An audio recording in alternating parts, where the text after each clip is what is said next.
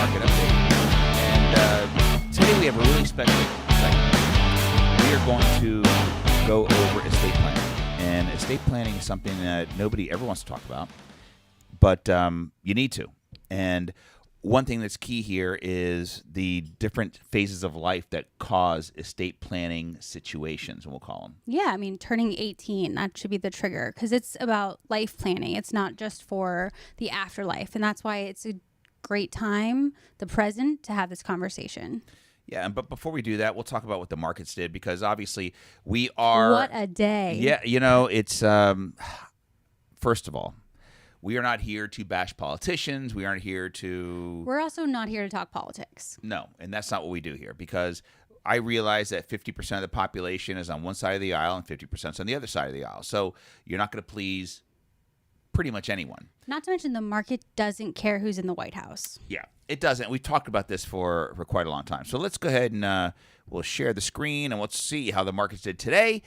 Today, and you see my cursor here if you can see it, the Dow Jones Industrial Average was up 231 points today, about 0.5%. S&P 500 up 1/3%, 19 points. The NASDAQ had a pretty good day also, up 0.25%. Small cap stocks had a pretty good day, up about 11/16 of 1%. You didn't know that, right? 7/10. No, 7/10 is easy. 11/16 is not. It's 0.6875, by the way. Yeah, definitely 0.6875. All right, Ray. Yes. So, but that doesn't give you a really accurate picture of what all transpired today in the markets. No, let's see if I can pull that up. All right, this is for the day, by the way, and this was around. That's not by the day. It was by the day. I thought it was by the day.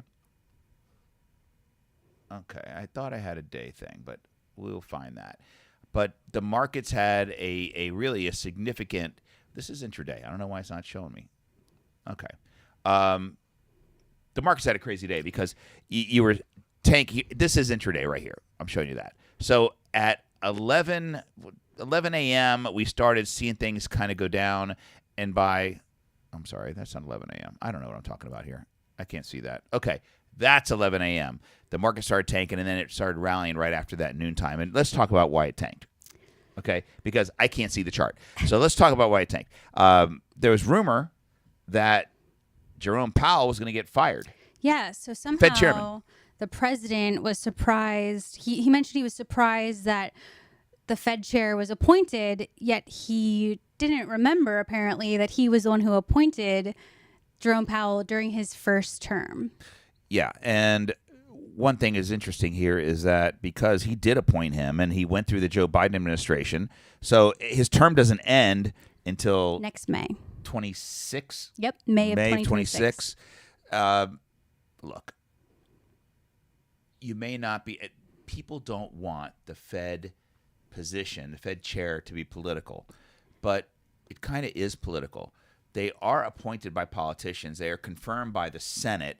So it is kind of political, but you want them to be independent. You want to think that they're independent. And our current president is not the only president that has lobbied, I will use, to cut interest rates. Attempted to strong arm, yes. Everybody wants low interest rates. Every president of the United States wants low interest rates. Mm-hmm. And whether it warrants it or not, and because there are circumstances that can happen due to low interest rates. But this Fed has been they've been very stubborn to just hang in there and say no. Quite frankly, the reason the Fed hasn't lowered rates is because of the president. Correct. That is why. Because if there wasn't all this tariff bullshit talk, the Fed would have said, okay, we don't have to worry about inflation because why is the Fed holding off? It's because they believe tariffs still aren't settled yet. We're going to talk about that in a little bit too. But if tariffs were a very small part of the concern, they would say, okay, we know what tariffs are going to do to the economy. We know what tariffs are going to do to inflation. We could start easing rates lower. But because our president's negotiating tactics is go out with a bombshell and say 100% tariffs, 50% tariffs, and then eases back, the Fed doesn't know what to do. Right. I mean, there's just been bombs thrown, no direction. We were supposed to have 90 deals in 90 days. We've got this looming August 1st deadline of all of these trade deals that just haven't materialized. I think we have all of 3. And one of them, I believe it was with North Korea. Even North Korea was surprised by the terms of said trade deal. I mean, the CPI numbers that just came out showed that things were slightly elevated, 2.7%, slightly higher than the month prior. And it's higher than the Fed target. Right. So the Fed might be, or it seems to be, that they are right on policy merits alone. And so they are trying to let the data drive their decision making. And the Fed has come out and said point blank, we would have already lowered rates had we not had the tariff situation. Yes. And here's what I think is that the market is not taking this seriously. Yeah. The market doesn't believe any of this, these games. I think the market actually is acting a little smarter than it normally is. And it realizes this is a game, and it's a game between politicians and it's a game of chicken. We saw it in April. we saw it. And so that's why the market, because you would think with August 1st looming, the market doesn't seem concerned. So it's shrugging it off, and it's doing so in a much faster clip than it was prior. In April, it was fast, but it wasn't in one day. here's the other thing that you look at. So this rumor comes out, the 2-year Treasury only goes down 6 basis points. So basically, Jerome Powell is worth about 6 basis points, because if he, and this is why I'm saying it's there's a problem here. There's a disconnection. If it was true that the Fed chair was going to be terminated, then because the new Fed chair would be very interest rate friendly and probably start lowering rates. So the treasuries were trading based on the potential of that happening. Mm-hmm. The yield on the 2-year treasury short term only dropped 6 basis points. If they thought it was going to be a change in the Fed chair, it would have dropped significantly more, probably 15, 20 basis points, thinking, hey, we got a 25 basis point cut coming in July. Yeah. That's not happening. I mean, the legality of it is up in the air. I mean, Jerome Powell's already said, over my dead body, am I going to, relinquish my position before May of next year? And so it would be tied up in the courts for a very long time if you have to have a reason. If the president were to move forward on this. You have to have a reason. I did hear you do. I heard the president say today. And the reason is not just cause. Right. So that's not cause. There may be fraud. There's some fraud in the Fed. Apparently, the $2.7 billion renovation in the Fed building. Listen, pillows, doors, windows.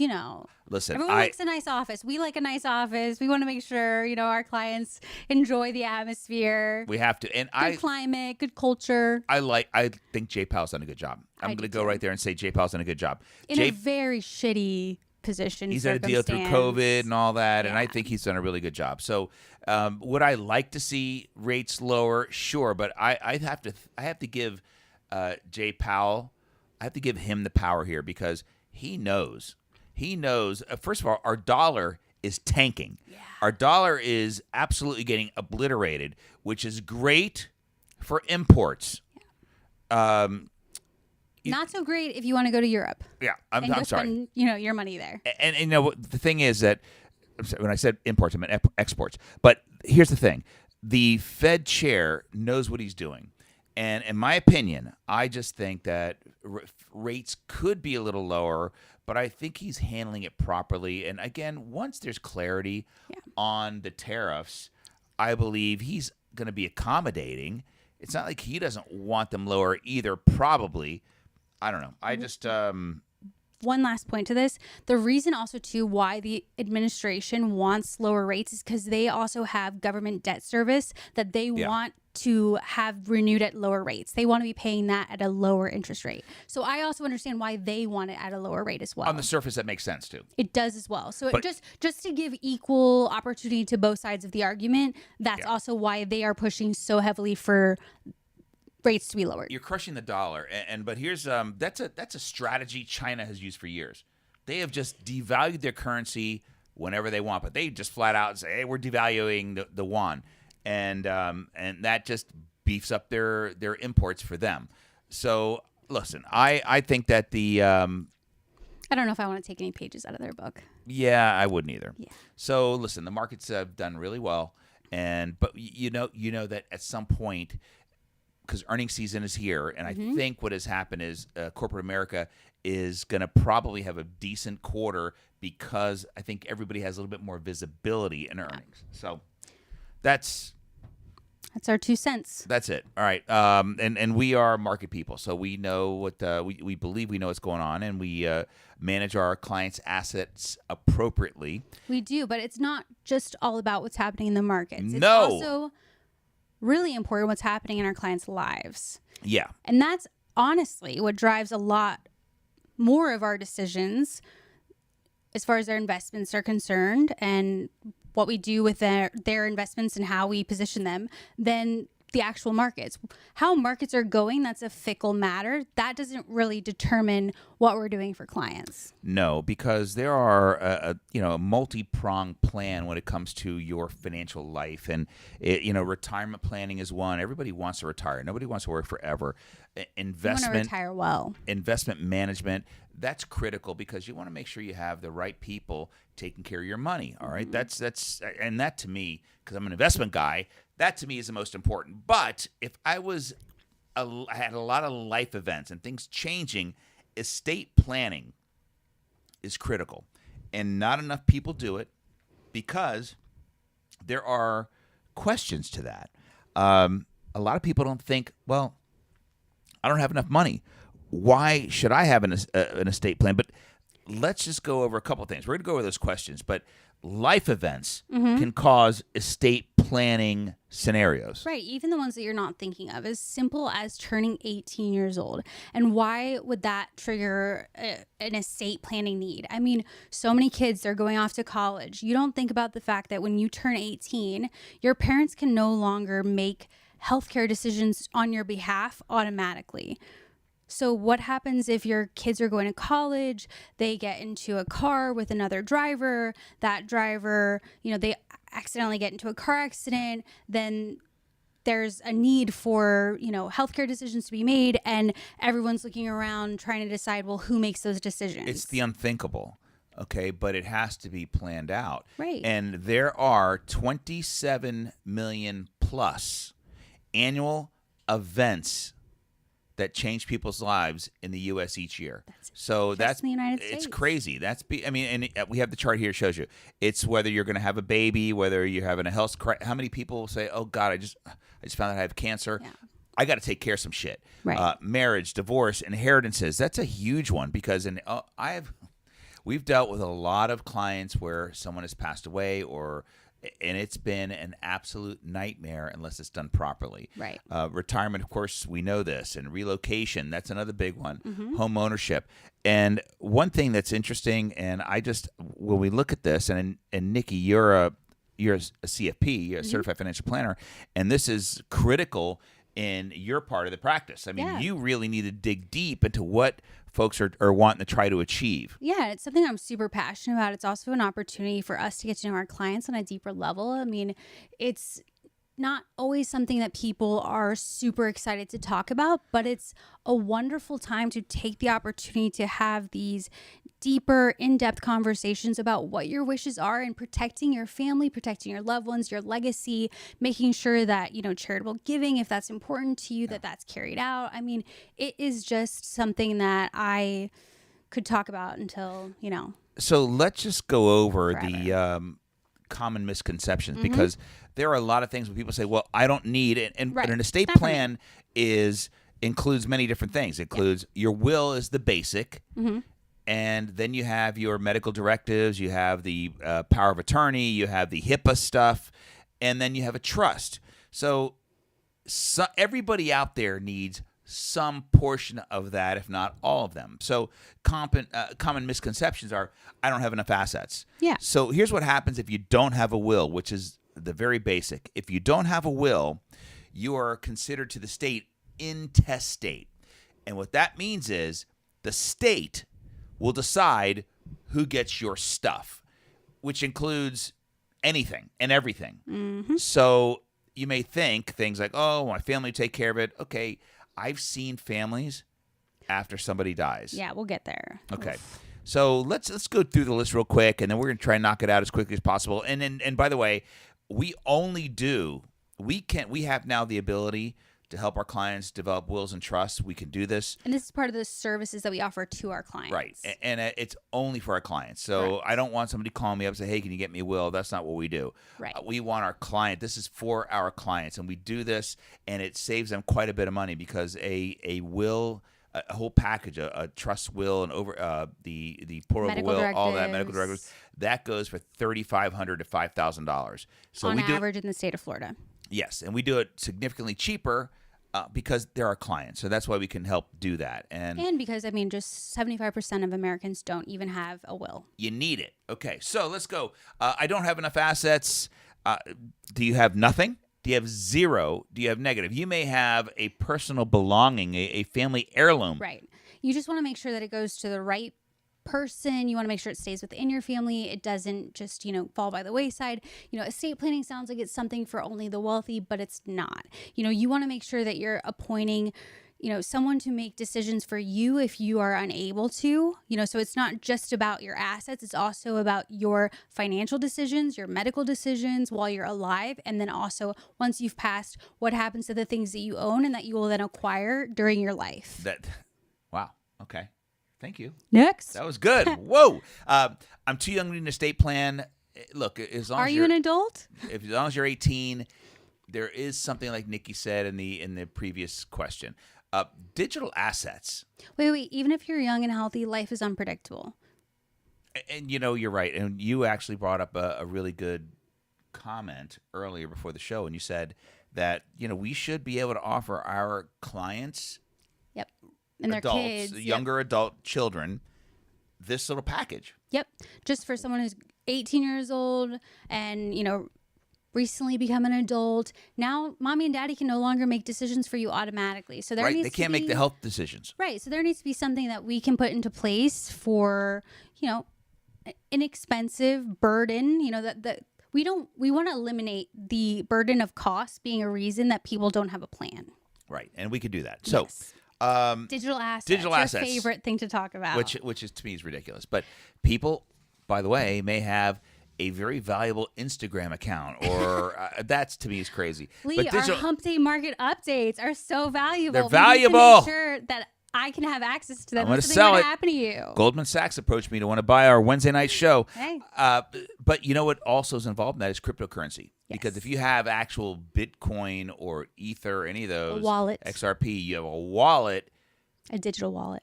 Exactly. It's a whole different animal. And so, Yep. And by the way, if somebody didn't have that password, you're not going to forget password on these. Yes. Digital assets require planning. Without a clear plan, loved ones could not even know that they exist, much less how to access them. The passwords need to be clearly written down and how to access them. Platforms could restrict access. You could have identity fraud, sentimental and important things like your photos, videos of your loved ones, important documents, all that could be lost. Be careful on the photos, by the way. Oh, yeah. Definitely have a plan in place for all of your... Have a plan B for those photos. For your digital footprint. I don't need a will because I'm single with no kids. All right. Even without heirs, a will ensures that you are in control.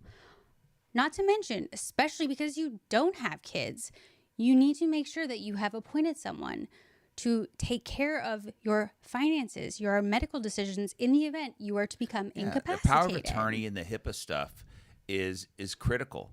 But everybody's going to have something. You may have a car that has equity in it, and you don't want that to go where the state decide. The state will say, okay, and the way it works, and Nikki can correct me, and I believe it goes, let's say if I pass away, if I'm married, it's my wife. If I'm not married, it's my kids. If I don't have kids, it's my parents. If I don't have parents, it's my siblings. Correct. So there's a chain of command that the state will do.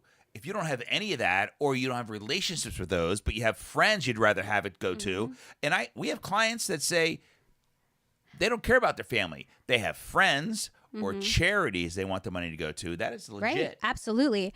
I was going to say, there's also people you don't want things going to, so you want to make sure that you're safeguarding from that happening. Right. You may have a irresponsible kids that something happens and they're going to go out and buy a Ferrari instead of pay off their house. Yeah. So you want to have guardrails, and that's Yes. things that can happen within an estate plan and a trust and so forth. Yeah. Estate planning is only about what happens after I die. That's false. No, it's about protecting what you have while you're alive just as much as it is about what happens after you die. If you become incapacitated, there are decisions that have to be made. Yeah. There are things. Let's say you're in a coma. We believe you'll come out of this coma. Your mortgage payment has to be paid. Things have to get done so that you don't lose your stuff because you're in a coma. So no, that's a totally false statement. And during our estate planning conversations that we have with clients when we guide them through this process, we are able to have these incredibly meaningful conversations about what that actually looks like as far as, if I were to become into a vegetative state, how long do I want to have them, continue to try to revive Negative me? Nick. At what points, do we want to have, a DNR? At what points do we want to continue to just throw everything at it that we can? At what point do we want to continue to rack up all those medical bills? At what point, and we get to have these really great conversations. And also, as far as what happens after I die, what do you want that to look like? What do you want your burial to look like? What do you want to happen Some to people want your to be body? cremated. Yeah. Some people want to be cremated. Some people want to be buried. So this is all part of that. And so as wonderful as what songs do you want played at your service? What kind of a service do right. you want? And part of the questions that we ask is what songs you want played at your Yeah. service. So that's all handled. We can do that. It's not so morbid. My family was sorted out. I have seen families after deaths. It's a freaking disaster. Yeah. I have seen really, really bad situations in which money changes people. Yeah. And when parents die or a parent that's left that passes away and the kids are fighting over it, they want this, they want it now, they may want, some kids say, well, let's sell it now. Whatever we can get, just sell it because they want the money. You don't want to sort it out. You want to let the family sort it out. That's crazy. Yeah, my family will sort it out. We hear this a lot. It comes from such a lovely place of I trust my loved ones. They'll know what to do. But until It comes from a stupid place because they it's a naive place because until you actually put your words and voice your opinions of what you want to happen, your family doesn't know. And so you're doing your family a kindness when you actually spell it out. Because if not, it's just a burden on them at a time where they're already under so much unnecessary stress and emotional strife because they are struggling with the loss of their loved one. Yeah. And a lot of people are concerned. They say, well, all I need is a will. Right. But you don't. Let's say you don't have a lot of assets. Right. But a will, you also need the power of attorney, Mm-hmm. the medical directives and HIPAA forms, because if you are incapacitated, no one can make that decision unless you've appointed them to make that decision. The state will make that decision again, and who knows how that plays out. Right. And we can walk you through a process that can help you determine what estate planning documents you will need. A will might be all that you need, but it's just part of the picture. But you still need the others, the little stuff. You may Correct. not need a trust. You might not need a trust, but if you own real estate and you're not married, you're not going to own it jointly with someone else, you might need a trust because you want to avoid probate. And if you don't have, if you have real estate and you don't own it with another party, it will go through probate if there isn't a trust in place that owns that real estate. We manage millions and millions and millions of dollars, hundreds of $1 million. And we see this because we have clients that are older and things happen. Trust me when I tell you, you have to prepare for the worst, and we all hope for the best. Right. But people are concerned about the expense of estate planning, and that's the next. Estate planning it's more expensive to go through probate. Yes. That's a fact. Probate is a lot more expensive and a lot more time consuming. It could take 6 months, 3 to 6 months ish. I know they say, it could take a year. Not really. It's 3 to 6 months unless there's a lot of contesting of things. And that, again, goes back to your family. And if there's contesting. On average in the state of Florida, it takes 18 months. Well, I have seen, in the cases that I've seen with our clients, it's way less. I see that. Go a lot quicker. I've seen it go a lot longer. And the reason why we're so passionate about this topic is because we've seen it go so off the rails. We've also seen it go a lot more smoothly. We've seen a bunch of different variations of it. And I think that that's why we're so adamant about it being such a critical part of what we do, and why we are so adamant with our clients about why it's so important. You know, and listen, it's critical. An upfront cost to estate planning, but you either pay it now, or your heirs or your estate pays the piper down the road. Well, what we can do for our clients, we can help them get this estate plan done with the wills and trusts and all the necessary documents, and we could do it for roughly 25 or 30% of the cost of a lawyer, because we have a relationship with, we have a partnership with a really, really good company that can help us do that. So, but we're only, again, it's only for our clients, and we bring this out there to help all of you. If you're not our clients, we want you to know this and go find a lawyer or something. Everybody needs it. But if you are a client of ours, we are going to be letting you know that we can offer this and we can help you with that. But it's a one-time task. No. Your life evolves. Your estate plan should evolve with your life. People change. Right here. You get divorced, you get remarried, you blend your family together, you move states, you relocate, you know, financial situations shift, things change. You want to make sure that you are checking that your estate plan is evolving with you. Well, I just look at this right here. It's interesting because health crisis. Yeah. 2 million new cancer cases in the U.S. This is annually. Inheritances. I mean, we are going to the greatest transfer of wealth in history right now. The baby boomers, which Thanks, I'm the boomer. last year of a baby boomer. We are dying off, and we are leaving money. So this is necessary. This is if you have parents that have not done this because they just don't know better. Talk to them. Talk to somebody. If you have nobody to talk to us. We have people that are passionate. Nikki is passionate about this stuff. I'm happy to have any kind of a conversation about estate planning with anybody who will listen. I mean, you know, the way I look at it is that this is an investment in peace of mind. Yeah. And, you know, when my mother passed away, it'll be 6 years, actually, July 31st. Wow. And I never wanted to have this conversation with her, and I'm in the business. Yeah. And it was a hassle. I mean, it was a half-ass will. It was nothing. It was a hassle. It was really, and I kind of went through it. And that's why I know even with that, the probate was 4-6 months. It was not that big of a deal. But so you really have to, as much as it's painful to think about it and do it, you have to do it. And what I love about this is that you can say, all right, I have 3 kids. One's really responsible, one's semi-responsible, one's, you know. Mess. A little bit. Okay. Some guardrails. And you can have, listen, the responsible one, okay, we'll let them have their inheritance.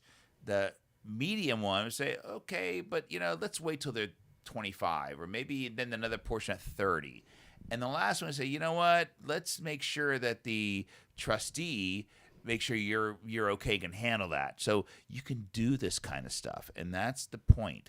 Yep. And, you know, we believe in it. Yeah, it offers protection and control of the distribution of assets from beyond the grave. Yeah. Which is an incredible thing, especially when you have unique circumstances where you want to be able to safeguard your beneficiaries.